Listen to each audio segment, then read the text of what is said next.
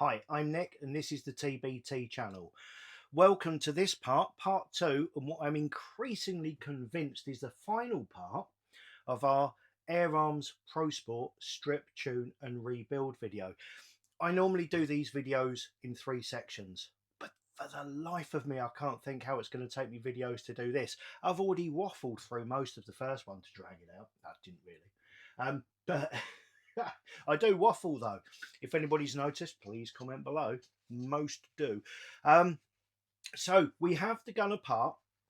Everything has bearings on it to relieve anxiety, as mentioned by Alistair. So what we have to do is degrease inside of the compression tube with, I use brake cleaner, carburetor cleaner. It is both.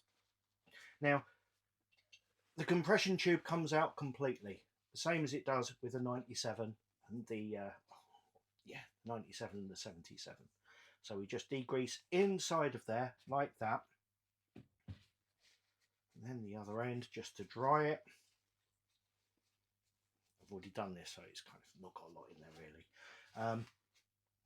And then we get our piston, and the only part that you really need to concentrate on with this piston is the very front face of it. I'm going to wipe the oil and grease off the rest of it because it's icky to touch.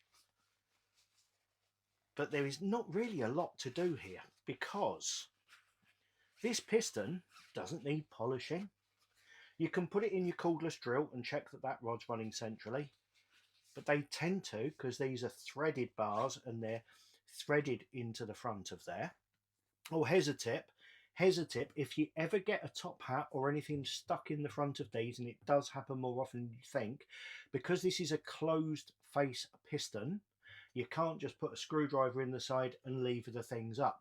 So if you get a metal top hat stuck in there, for example, one of the factory ones, and it's stuck in there with grease, it won't come out, nothing you can do. Here's a couple of tips for you. The first one I'll show you with mainspring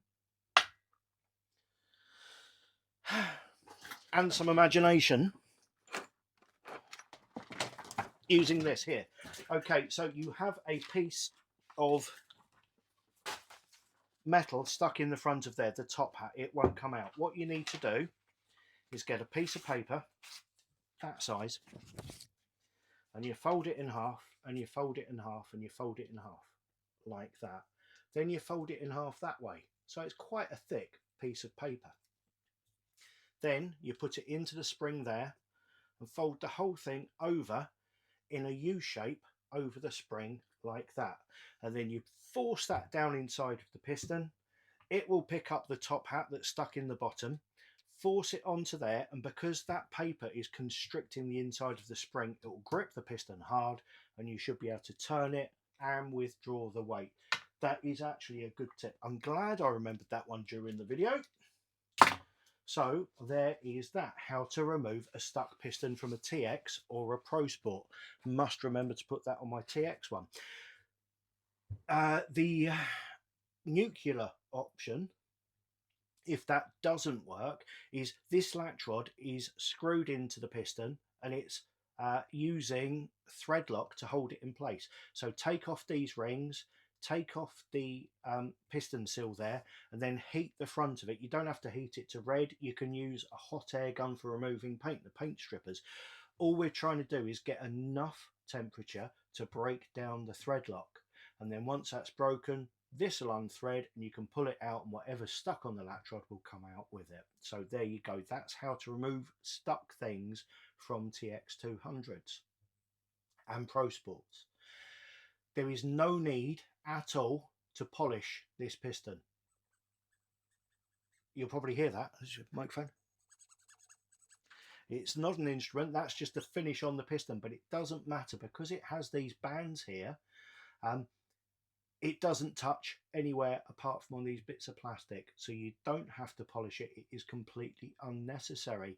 People often contact me and say, this part here's got a split in it, I need a new one. That split is so that you can take it off. If it didn't have that split at the top there, you wouldn't be able to take it off. So that is deliberate, and also quite often you'll find they've got little nibbles out of them all the way around. and that is so they don't act as a seal. You don't want them creating pressures, so they have little nibbles out of them all of the way round. So that's our piston ready. That's really all it needed. You can degrease inside of it, but because it's a closed face piston, the grease isn't going to escape, so that isn't necessary. Now we do 3 kits for this gun. Same as for the TX200, we do 2 maxi kits, which is one of our premium springs with one of our F1 kits fitted to it. We do them with a 31 coil spring, which is for export power, which is what I have here, and we do it with 29 coils, which is for the UK power, sub 12. But we also do a Maxi Pro kit, which has a short stroke extension, which replaces the piston seal. So you take that piston seal off. It's an aluminium piston extension that goes on there, bolts into place, little grub screws around the outside, and that simultaneously converts it to a Virac seal, which is more efficient than the Air Arms one. So that takes it back to the stroke of the original Mark 1 and Mark 2 TX200s, which were perfect for the 12 foot-pound limit, whereas the Pro Sport and the Mark 3s have a 99mm short stroke, which is perfect for 15 to 16 foot-pounds. So because I want to get 15 foot-pounds in this one, I'm going to be using the full-length Maxi kit. And that is that. So we really are whooshing through, and we're straight on to rebuilding here. So where should we start with rebuilding? Let us start with greasing the piston to go into the compression tube. Now, where is my bum slide? I'm going to be using bum slide high moly paste because that's what we make. You can use any molybdenum paste. As long as it's molybdenum, you will be fine. So just a very small amount of that, and it only needs to go on the plastic parts where the bands are. Okay, so that is it. We don't need any on the body of the piston at all. It won't do any good. It'll just make everything dirty. And then same as always, the excess bum slide on your finger, you use it in an upward motion around the piston seal there to off color it, and that is your degreased compression tube, because you always degrease the compression tube before this goes in. That goes into there. That is done. Likewise with the compression tube, because it has the Boingxiety rings on it. I love Boingxiety. The rings, it's great to know they're done. It doesn't do anything, but it's great to know they've been done. It's like gliding anything. It improves the cocking stroke no end, but there we go. It relieves the Boingxiety. And then a little bit, we've got 3 buttons here, just a little bit on each one of those, because they're the only points that make contact inside of the gun. So we can put the bum slide to one side, my tissue over there, and then we bring this part back. And what we want to do is make sure we orientate the compression tube so that hole there is facing up towards the cocking slot, because that's where we're going to bolt the arm back into. So that up towards the top, into there. Do you know why that stopped there? I've just pushed that in, it's come to a dead stop. Anyone know? Any guesses? It's our anti-bear trap, or anti-bear trap, anti-bear trap. So press that little button down there. You see it with my little finger, and then that'll go forward. That just shows you that is what that's for, and that is what that does. Pull that all the way to the front. Next,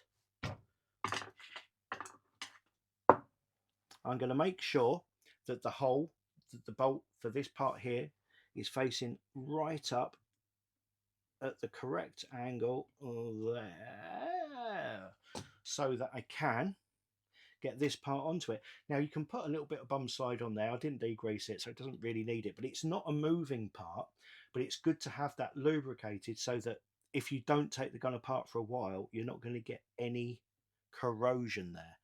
So that's that part. This is our little bolt that goes through him there, and then we need our 4mm 4mm Allen key. In fact, if I bring the whole thing back, I can do it in a correct angle so that I'm not trying to work underneath the arm there. So pop him into that there, tighten him down. In case you missed it in the first one and the should I buy a Pro Sport, that is your anti-bear trap button there.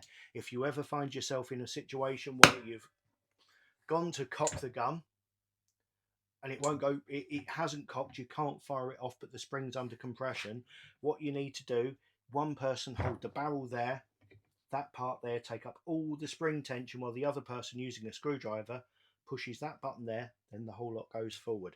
Now you can see there's no spring in this gun. You can see what would happen if you used your finger. The potential is there, so don't use your finger, use a screwdriver. 2 people do it safely. There we go. Now also to mention, that is adjustable, but we don't need to on this one, so I can't really show you. Get back in there. Sorry, that's the piston being a drama llama. Get back in. Okay, so now we want to fit our TbT kit. This is the Maxi kit, the Maxi export kit for full power. I very much expect I'm going to have to use my spring compressor to put this in. But what we need to do is, first of all, clockwise twist and remove the top hat. Small amount of bum slide up inside of the bore of the top hat so it lubricates the latch rod. A small amount around the shaft of the top hat so that it lubricates inside of the spring. Then we get the rear guide out exactly the same. We put a small amount for the latch rod inside there, and then a small amount on the shaft of the guides there. Put the long guide through the flange so that the collar sits inside of the recess, then put that back into here, and then we need our grease. Now you don't have to be so stingy with your grease in this one because it's a closed face piston. You can use a little more grease if you need to, because it's not going to escape from the piston and create dieseling. But still, the rule is the general rule: small amount into one hand like that, get your spring, and then just rub it all over the spring like that, and that is sufficient. Then we put some onto the front face of the top hat there, and we just use that to stick the slip washer in place. The slip washer's there for the top hat to spin on, because springs like to twist as they coil and uncoil. So when you fire it, the spring wants to twist. All this does is allow it to do so. Push that into the back there, and that is it, completely in place. Now give me a moment while I go and wash my hands. And here we go, sparkly and new. So we have the lubricated spring, piston and compression tube back into the gun.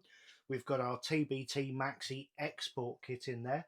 Now let's see, I was thinking I was going to need a spring compressor, if only because I've got a broken collarbone. Let's just have a little... No, that's okay, that's okay. Now it's nowhere near as much compression as I thought there was going to be.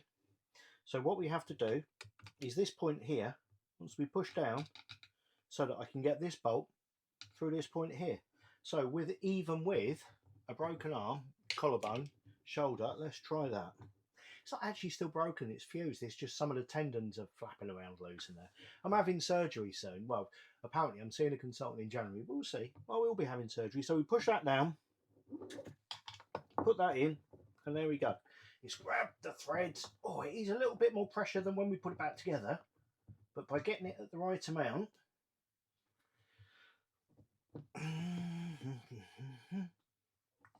yeah, that is it. That's in place. Now I probably would tweak that up with a spanner at this point, but because I don't have one to hand, I'm not going to. So everything is in place there. I shall get my stock. The stock. I thoroughly recommend red wine while tuning guns, especially a Hort Medoc. That goes over like that for our lift and separate Playtex stock. It's in place. Do up all the nuts, do up all the bolts. He's rebuilt. And honestly, it's really that simple.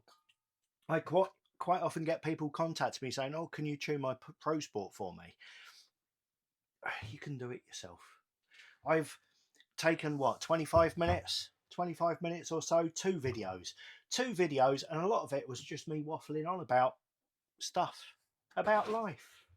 But I hope you enjoyed it anyway. Please like, subscribe, and hit notifications, because after this I've got a Diana 56 over there to do, but that's a 177.